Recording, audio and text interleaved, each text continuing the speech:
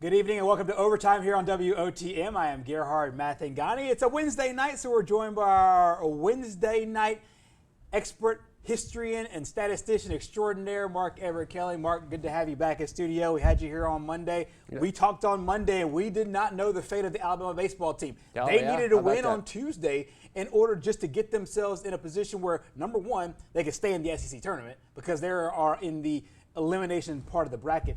Now they got to the double elimination part of the bracket, and now the thought was possibly if they could win a game here, they could probably secure themselves into the NCAA regional tournament coming up here next week.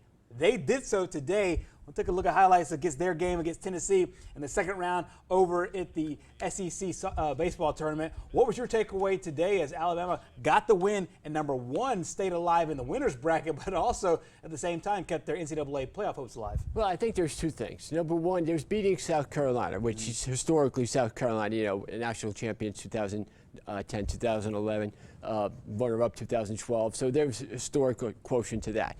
Beating the East champion during the regular season and the number 4 overall team in college baseball is another thing. Right. And if they wanted to secure their at-large ability to get into the NCAA tournament, I think they did today with a win. Not only by beating Tennessee, which is, by the way, probably one of the most unluckiest teams in the SEC tournament when they do make it. Right. They were able to win a character game. It's what I kind of call this, a character game. You look at all the things that were going against them. That 9th inning that they survived with the slide and they got overruled and the run was not allowed, gave them second life. But you have to take advantage of that. And Tennessee, on paper, had all the advantages and had everything to play for. And they were not the better team today. Alabama was hungrier. They came out and they played like a team that had an NCAA tournament appearance on the line. And if you look at historically kind of the spot that they're in, a number of magical things have happened in the last 2 days. We were sitting here on Monday saying, well, it's been an okay year, and they're just kind of running out the last couple games, don't really have a shot. And here they easily beat South Carolina. Right. And in a game that they had all the reason to lose, and it looked like at many times that they were going to lose. They didn't. And they managed to stick it out, get big hits, and come away with the win. And when you have your closer pitching 4 2/3 inning, right, and out there just because you need to stay alive, it just shows you that this team has a lot of heart. Exactly. One of the big, I think, takeaways from Monday's game was the fact that they didn't really have to go to their bullpen very much. They dominated offensively, and they were able to use just a few pitchers, which means their bullpen was going to be healthy for some of the later games in the tournament. Now they got Tennessee. Final score in that one, by the way, was 3-2 in 11 innings. And I think one of the big things about this game that I really found out was the fact that they were able to get great pitching in a win yesterday and then continue that great pitching today. Their starter and their closer threw the same amount of innings, 4 2/3 innings. And as you mentioned, Chase Lee really came in, really shut the door, but he actually pitched more as far as overall pitches than Jacob McNary. But McNary came out with a nice day today as well, 3 hits and 2 strikeouts on the day. Jackson Tate once again was tremendous with 2 RBI. And the Canadian, Owen Diodati, 2 hits and an RBI on today's game. I mean, I feel like what they've done so far in Hoover has been kind of what you would think of as a kind of a complete effort for the team. Offensively more so yesterday, defensively today. Well, I mean, you look at where they were during the regular season, 4.61 ERA, which is in the bottom half of the league in the SEC overall and in conference play. They were only 2-6 versus the East this year. You didn't play many teams. All the teams in the East that they played were pretty good. And here you're playing against the number 4 team in the nation. Right. And we had talked about this yesterday. The fact that Tennessee has made the tournament, and kind of is playing for positioning in their regional, maybe that had a little bit to do with it, but I didn't really see any of that. I thought Tennessee played this game to win. Alabama just had more to play for, and you saw that in the later innings. They once the game was that call went for them in the bottom of the 9th. That kind of gave them the wait a minute. We are supposed to win this game. You know, you ever feel that way when you're playing and just something happens like, oh my God, this was a real break. And looking at the replay, yes, you could see he made contact with the fielder, which you're not supposed to do. I mean, we had talked where baseball used to be, you take out the second baseman, he winds up in left field. Right. But now they're really trying to make that so where there's not as much contact. And if you're grabbing the guy in specific areas, that is going to affect the way they threw to first base. And even if it didn't, that had nothing to do. You're not allowed to touch the fielder if you're the base runner. So that was a legit call, and they were able to capitalize on it.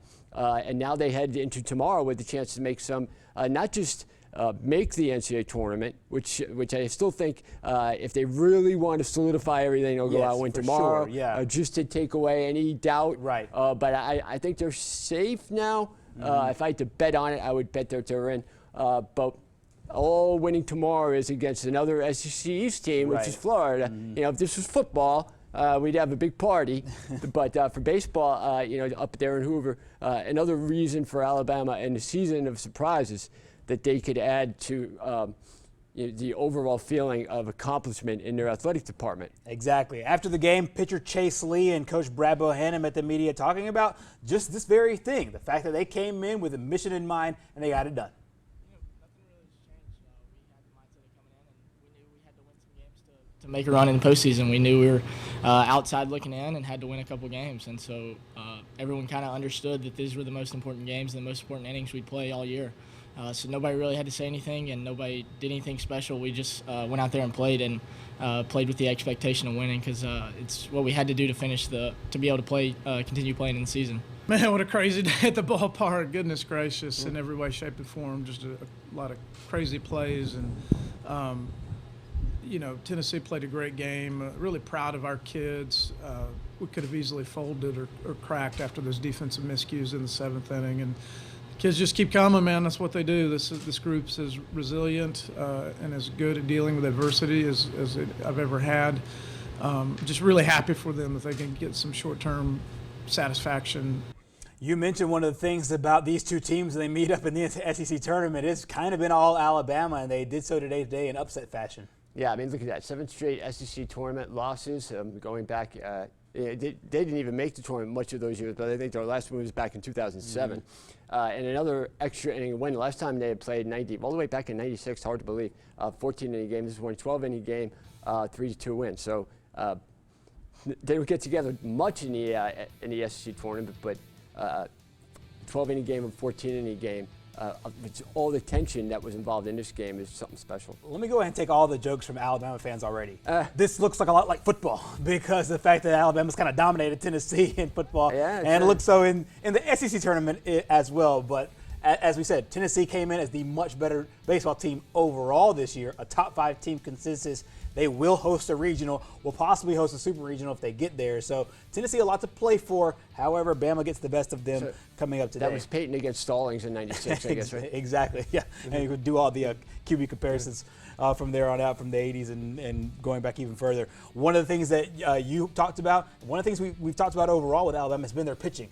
They lost their starting pitcher, or one of their starting pitchers. He's having Tommy John surgery. However, the bullpen has been fantastic. And this bullpen so far throughout this SEC tournament has come away. They've pitched what's the equivalent of more than a game, and they've come out and really helped out and protected their starters. Yeah, only 2 unearned runs allowed this whole tournament, and not 9 innings pitched. That was one of the biggest worries. Like you said, they finished in the bottom third of the SEC and run average, and so far that's been a strength. You don't see a lot of 10 seeds going into the third day of the bracket, still in the winners part of the bracket.